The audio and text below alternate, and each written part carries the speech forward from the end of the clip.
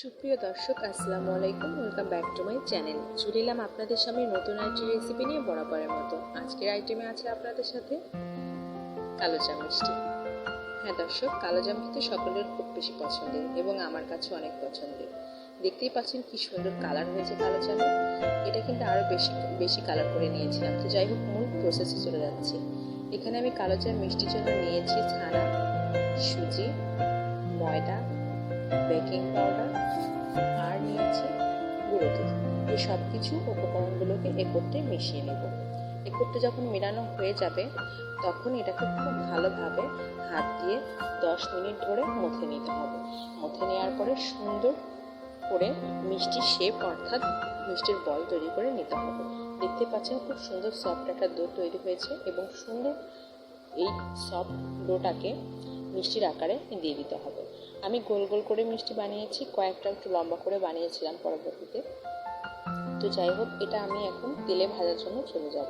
এখানে আমি পরিমাণ মতো তেল নিয়েছি এবং এই তেলের একেবারেই লো আঁচে রেখে দিয়েছি এবং এই লো আঁচে কিন্তু মিষ্টিটাকে ভাজতে হবে। অবশ্যই লো আঁচে ভাজবেন, একদম কিন্তু হাই হিটে জাল দেবেন না, তাহলে মিষ্টি বেশি পুড়ে যাবে। আমার প্রথমের দিকে মিষ্টি দু একটা একটু পুড়ে গিয়েছিল, পরবর্তীতে আবার সেটা ঠিক হয়ে যায়। তো যাই হোক, আমি মিষ্টিটাকে খুব ভালোভাবে ভেজে নিচ্ছি।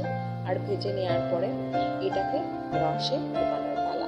দেখেন মিষ্টির সুন্দর একটা কালার চলে আসছে। এই সুন্দর কালার যখনই চলে আসবে তখন নামানোর পরে আরও ভালো কালার চলে আসে। এটা কিন্তু দেখতে অনেকটা গোলাপ জামুনের মতো কালার লাগছে, কিন্তু পরবর্তীতে এটা কাঁচে কালারই হয়ে গিয়েছিল। বেশি ব্রাউন করে ভাজার পরে পরবর্তীতে কিন্তু কালচে হয়ে যায়। এই যে যেমনটা দেখে আর কি প্রসেসটা দেখে নিতে হবে। এখন আমি এই পর্যায়ে এর মধ্যে এটার জন্য শিরা তৈরি করে নেব। সেজন্য আমি 1 কাপ পরিমাণ চিনি নিয়েছি এবং এই কাপেরই 5 কাপ পরিমাণ পানি আমি দিয়ে দিয়েছি এবং দেওয়ার পরে সেটা খুব ভালোভাবে জাল করে ফুটিয়ে নেব এবং মিষ্টিটা একেবারে ঠান্ডা করার পরে মিষ্টিটাকে ওর মধ্যে ছেড়ে দিব।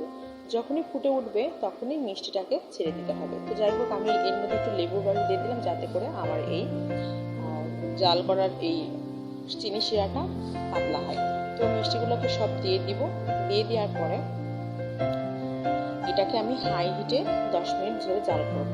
তো আমার মিষ্টি মোটামুটিভাবে তৈরি হয়ে গেছে, দেখতে পাচ্ছেন। এখন আমি এটাকে নামিয়ে পরিবেশন করব। তো দর্শক, আজকের ভিডিওটি কেমন লাগলো? ভালো লাগলে অবশ্যই লাইক দিবেন, শেয়ার করবেন ফ্রেন্ড সার্কেলের থেকে। আমার চ্যানেলটি ভালো লাগলে অবশ্যই সাবস্ক্রাইব করে পাশে থাকবেন।